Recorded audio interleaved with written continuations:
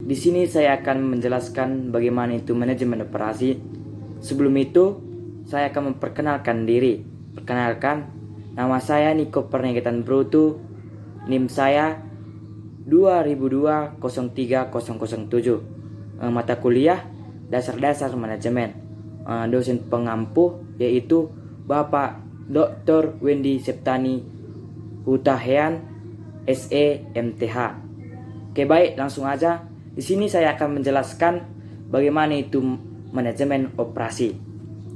Yaitu manajemen operasi adalah kegiatan yang berhubungan dengan pembuatan barang, jasa, atau kombinasinya melalui proses transformasi dari sumber daya produksi menjadi output yang diinginkan.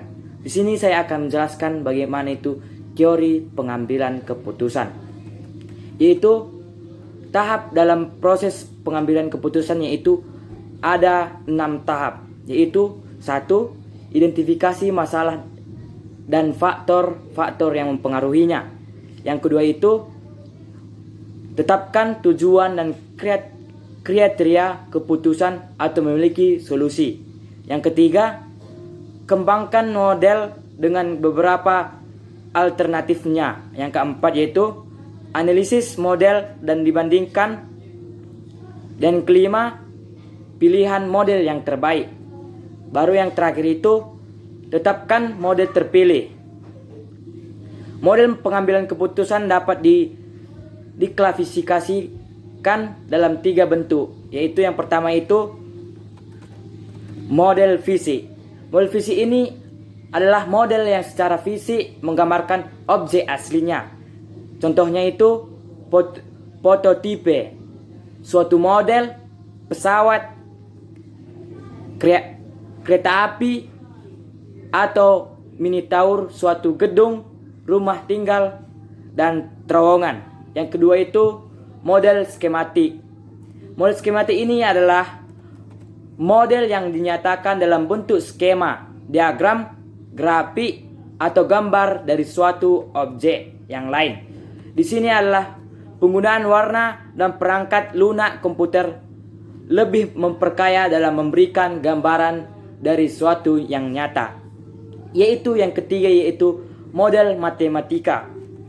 Model matematika inilah model matematik yang menggunakan simbol, rumus atau persamaan yang menggambarkan proses atau sistem yang diwakili. Model ini tidak umum bagi orang awam, namun dapat menggambarkan tingkat hubungan abstraksi yang sangat tinggi dalam merupakan alat analisis yang sangat berguna. Oke, baik, di sini saya akan menjelaskan metode peramalan untuk manajemen. Metode peramalan adalah metode yang digunakan untuk mengukur atau menaksir keadaan yang di masa datang. Salah satu alat yang diperlukan oleh manajemen dan merupakan bagian integral dari proses pengambilan keputusan. Berdasarkan horizon waktu, peramalan dapat dikelompokkan dalam 3 bagian, yaitu yang pertama, peramalan jangka panjang.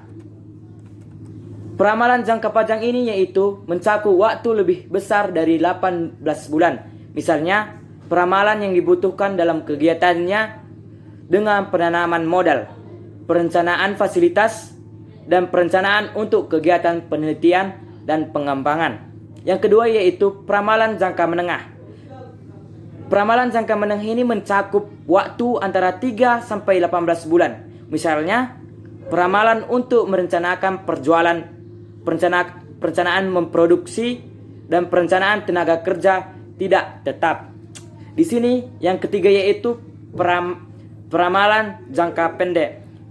Peramalan jangka pendek ini yaitu untuk menjangka waktu kurang dari 3 bulan. Misalnya, peramalan dalam hubungannya dengan perencanaan pembelian material, penjadwalan kerja, dan penugasan karyawan. Yaitu selanjutnya kita akan membahas tentang perencanaan sistem kerja. Perencanaan sistem Sistem ini adalah faktor penting dalam manajemen operasi karena selain berkaitan dengan produktivitas juga menyangkut kepuasan kerja. Dua elemen penting dalam perencanaan sistem kerja ini, yaitu yang pertama itu rancangan tugas, yaitu job design, yang artinya yaitu rincian isi dan cara pelaksanaan tugas atau kegiatan yang mencakup siapa yang mengerjakan tugas, bagaimana tugas itu dilaksanakan, di mana tugas itu dikerjakan, dan hasil apa yang diharapkan. Oke, baik. Rencana tugas ini harus dalam bentuk tertulis sehingga ada dokumen yang dapat menjadi rujukan serta dimengerti dan disepakati oleh pihak manajemen maupun pekerja. Yang kedua yaitu pengukuran kerja. Pengukuran kerja ini adalah berkaitan dengan penentuan waktu standar, yaitu waktu yang diperlukan oleh seorang pekerja terlatih untuk menyelesaikan suatu tugas, bekerja pada tingkat kecepatan yang berlanjut atau sustainable rate, serta menggunakan metode mesin dan peralatan, material, dan pengaturan tempat kerja tertentu. Ini terdapat beberapa cara dan pengukuran waktu standar, yaitu yang pertama itu studi waktu. Yang kedua itu waktu standar yang ditentukan sebelumnya. Yang ketiga itu pengambilan sampel kerja. Yang selanjutnya di sini saya akan menjelaskan perencanaan agregat. Perencanaan agregat ini adalah bagian rencana bisnis yang menyangkut kegiatan produksi atau operasi disebut rencana produksi, yang bertujuan untuk mengembangkan suatu rencana produksi secara menyeluruh, yaitu freewheel atau optimal. Manajer operasi harus menentukan jalan terbaik agar memenuhi perkiraan pemerintah dengan cara menyelesaikan rata-rata produksi, tingkat penggunaan tenaga kerja, tingkat persediaan, lembur, kerjasama, atau variabel lain yang dapat dikendalikan. Selanjutnya itu manajemen persediaan. Manajemen persediaan ini adalah bagian rencana bisnis yang menyangkut kegiatan produksi atau operasi disebut rencana produksi, yang bertujuan untuk mengembangkan suatu rencana produksi secara menyeluruh yang fleksibel dan optimal. Manajer operasi harus menentukan jalan terbaik agar memenuhi perkiraan permintaan dengan cara menyesuaikan rata-rata produksi, tingkat penggunaan tenaga kerja, tingkat persediaan, lembur, kerjasama, dan variabel lain yang dapat dikendalikan. Selanjutnya yaitu perencanaan kebutuhan material. Ini dijelaskan bahwa perencanaan ini adalah suatu konsep dalam manajemen produksi yang membahas cara yang tepat dan perencanaan kebutuhan barang dalam proses produksi. Berdasarkan informasi dari jadwal induk produksi dapat diketahui permintaan dari suatu produksi akhir, yang selanjutnya dapat mengetahui komponen yang membentuk produksi akhir itu, status persediaan, dan waktu tegang yang diperlukan untuk memesan bahan atau berkait komponen-komponen yang bersangkutan. Dapat disusun untuk perencanaan kebutuhan dari komponen yang diperlukan. Selanjutnya itu penjadwalan. Di sini maksud dari penjadwalan inilah pengaturan waktu dari suatu kegiatan operasi yang mencakup kegiatan mengalokasikan fasilitas, peralatan maupun tenaga kerja, dan menentukan urutan pelaksanaan bagi suatu kegiatan operasi.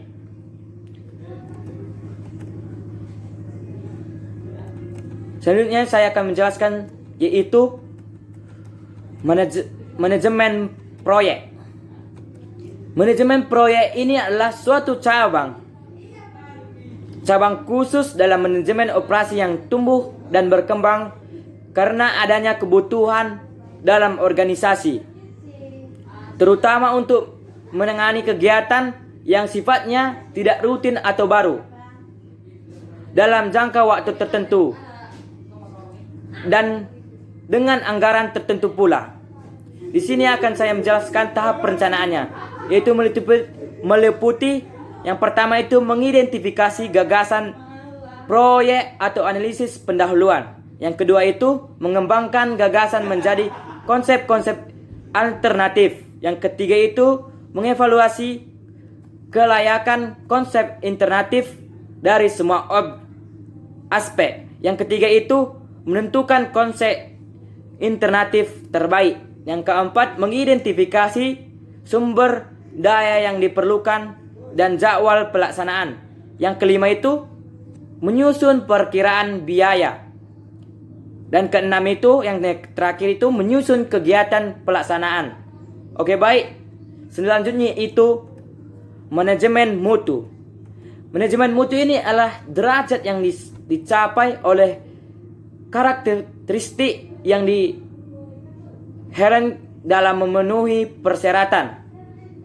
Terdapat dalam prinsip manajemen mutu yang merupakan dasar dalam ISO 9000, yaitu dapat dipakai oleh pemimpin puncak untuk memimpin organisasi ke arah yang terbaik kinerja, yaitu yang pertama itu fokus pada pelanggan, yang kedua kepemimpinan, yang ketiga itu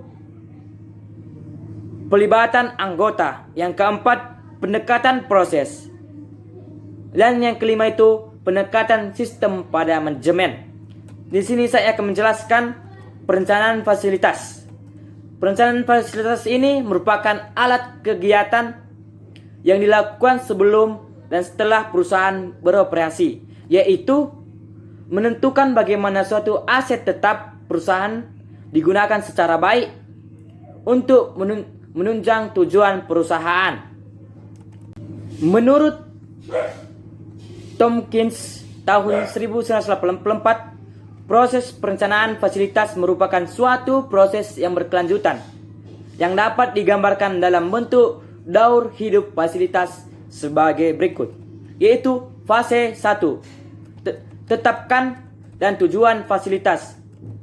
Ini maksudnya dari fase 1 tetap tujuan fasilitas ini yaitu untuk perencanaan suatu fasilitas baru maupun pengembangan dari fasilitas yang sudah ada, barang yang akan dibuat maupun jasa yang akan dihasilkan harus dapat dinyatakan secara kuantitatif, termasuk volume dan tingkat kegiatan tersebut.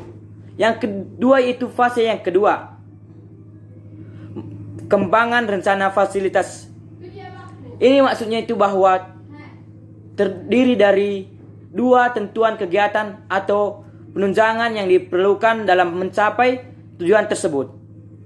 Itu tentuan hubungan antara semua kegiatan, tentuan kebutuhan, ruang untuk semua kegiatan, susunan alternatif dari rencana fasilitas. Yaitu yang ketiga, fase yang ketiga, tetapkan rencana fasilitas. Terdiri dari tetapan rencana fasilitas tersebut, peliharaan dan kesesuaikan dengan keadaan, kembali ke langkah 1 untuk mengevaluasikan apakah tujuan yang semula masih tetap atau sudah ada perubahan. Terima kasih.